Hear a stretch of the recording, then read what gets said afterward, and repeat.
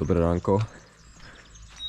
Balíme posledné veci, ale keď vidím, čo nám ešte zostáva, tak budeme strašne, ale strašne nafulovaní.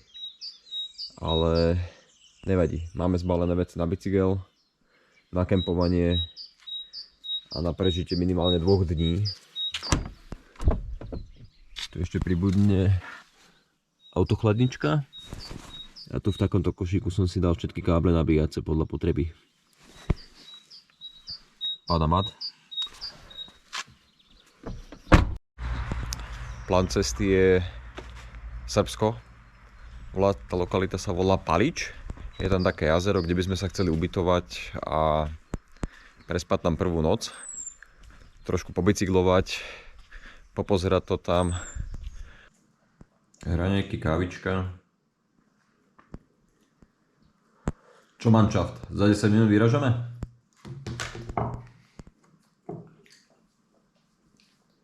Môže byť? Áno! Daj na to. Krásne.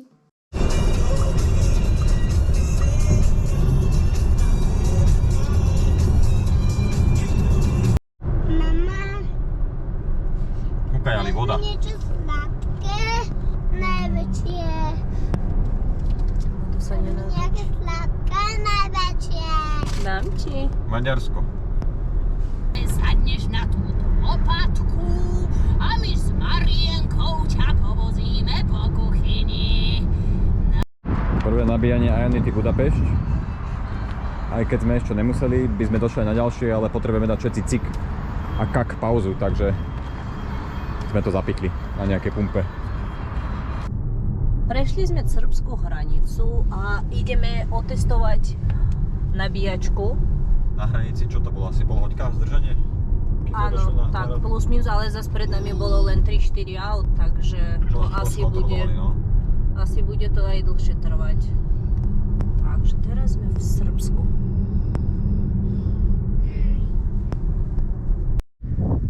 Pozrite v Srbsku, jakom sme areáli ubytovaní na jednu noc.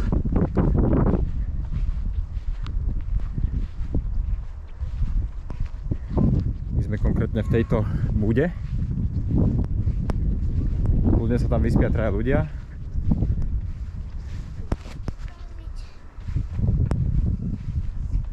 Tu je detské ihrisko. Alanko, tam je aj trampolína ináč vzadu. Poď sa pozrieť. Poď sem. Teraz som zbadal, že tu je aj trampolína. Keď zistíme, že či funguje, dobre?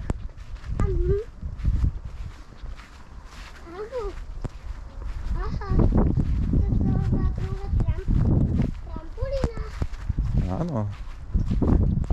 A vyzerá, že funguje. Ideš si trošku zackackať? Tak bežkaj. Môžeš byť aj obutý asi. Nie, nemôžem, lebo potom budem celý špinavý. Aj, dobre. To som nepochopil, ale OK. Ty si zaskať, že ja si zatiaľ tu popozerám, dobre?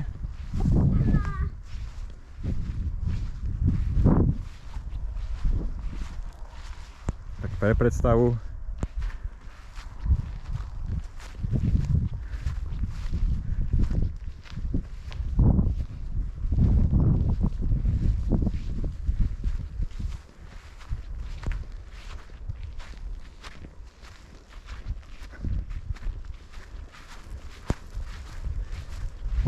Tu je, myslím, hovoril, že tu až 6 ľudí sa zmestí.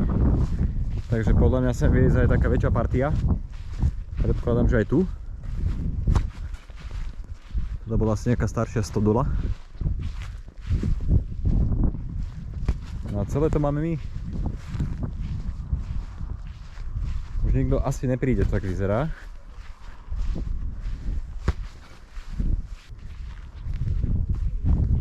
Čau.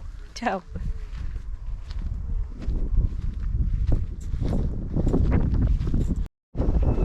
Tuto by sa dalo hneď aj bajkovať a pravdepodobne to pôjdeme aj využiť. A čo sa týka jazdy, keď to mám zatiaľ zhodnotiť, tak jedna zaujímavosť sa mi stala, že po vstupe do Srbska mi prestalo fungovať Android Auto Nejak sa nevedel načítať, neviem, či to bolo internetom alebo čím. Ale prakticky sme, keď zavriem dvere,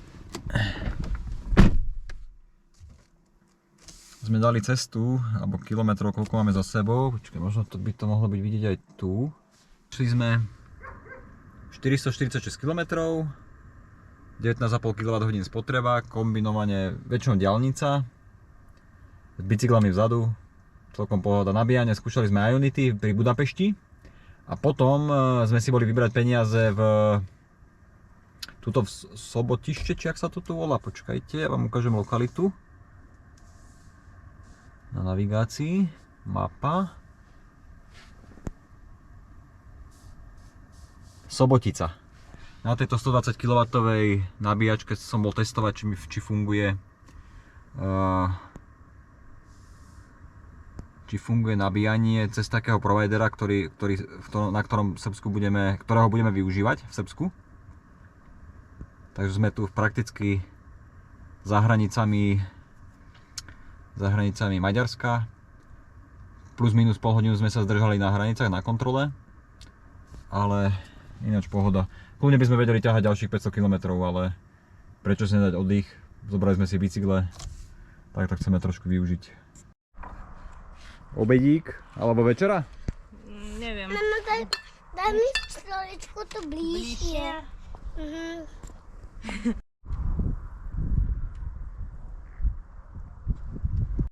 Dobré ránko.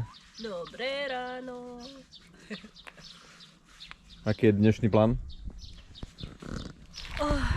Teraz ideme, naranejkovali sme sa, dáme si kávu a ideme ešte takých 500 kilometrov. No, smer Niš.